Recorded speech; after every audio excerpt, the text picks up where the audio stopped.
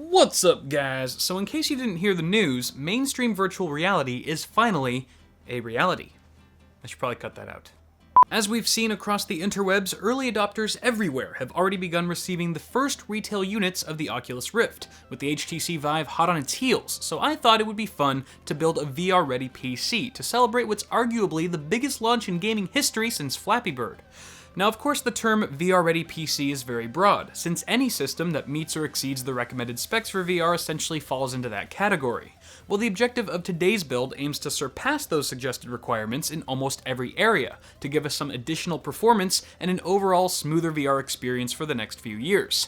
Behold, the highly recommended VR-ready PC, which will set you back just north of 1900 buckaroos. Now, don't have a panic attack, you can easily spend about half this amount and still build a VR-capable machine. Today's system just packs in some extra horsepower to ensure our heads aren't barely above water.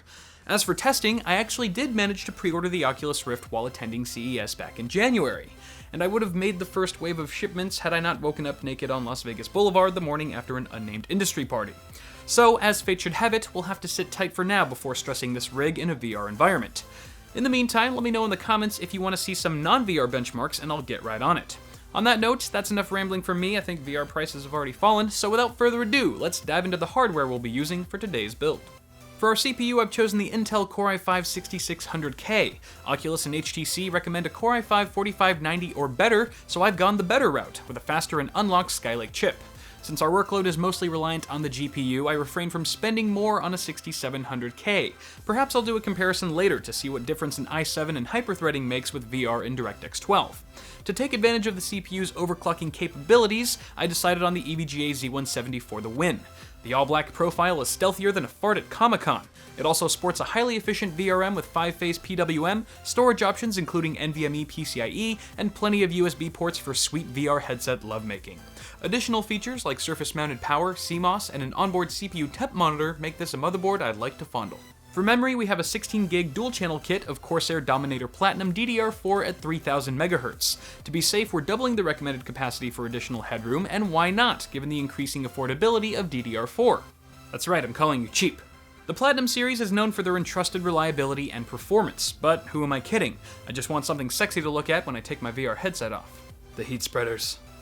They're so beautiful! To handle the bulk of our workload, I wanted a GPU that would not only tear through the current lineup of VR games, but be able to handle the next wave of titles as well. So here we have the Gigabyte GTX 980 Extreme.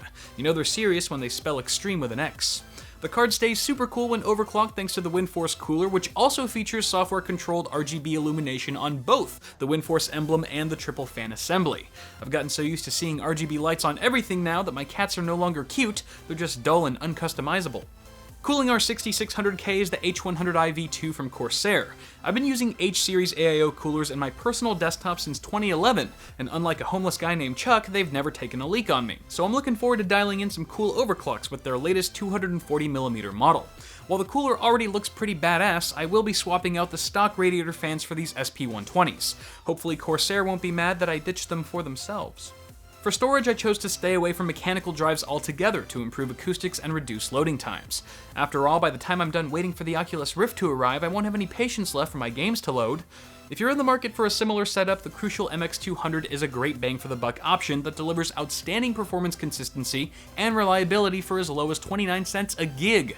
Here we have 250 for our boot drive and a 1TB model reserved for our video games. Powering the system is EVGA's GQ 650-watt power supply. The unit sports a semi-modular design with a quiet 130mm fan, but you know what's even quieter than that? No fan! At the back of the power supply is an eco switch that enables fanless mode for 0 RPM silent operation. The unit includes flat black cables for easy and attractive cable management while carrying an 80+ certification for gold-rated efficiency. Now, one of the components I'm most excited to work with today is the Corsair 600C. The latest addition to the Carbide series features a latch side panel window for creeping on your hardware with an inverted internal layout that flips the components upside down. Benefits of this orientation include direct airflow, greater visibility of the graphics card, and scaring your friends into thinking you've done something horribly wrong. The case delivers a substantial amount of airflow out of the box, but I couldn't help but toss in some AF series fans for a more custom appearance. Winding down with some bling accessories, we have an RGB LED kit and additional strip from Cable Mod to complement the lighting on our GTX 980. They've also been so kind as to supply a pack of their white-sleeved extensions, which, granted, do nothing for our frame rates, but look very nice. And those are all the things for the thing we're about to build, and you can find links to everything in the description below. At the time of making this video, the total cost of all these parts, with Amazon pricing, comes out to $1,910. It's not exactly an impulse buy, and your wallet will likely be offended and start a Facebook group, but hopefully what we have here is a PC that will provide one of the most immersive and fluid VR experiences for the next few years. On that note, ladies and gentlemen, let's build a computer.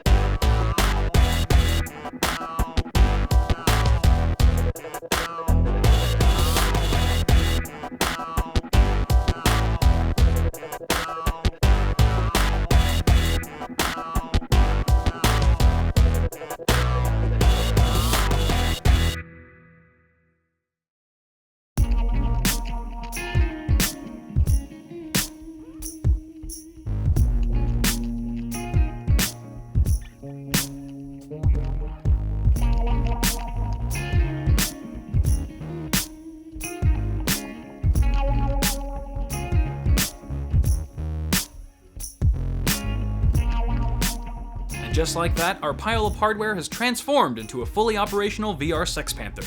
For the most part, this was a pretty straightforward build. Assembly in the 600C was a piece of cake, with tons of space for cable management and plenty of features to speed up the build process. The full-size case window paired with the Cable Mod strips really scores the rig some style points as well. Unfortunately, I didn't have time to play with the lights on the GTX 980, so let me know in the comments if you'd like to see a full system lighting demo in a future video.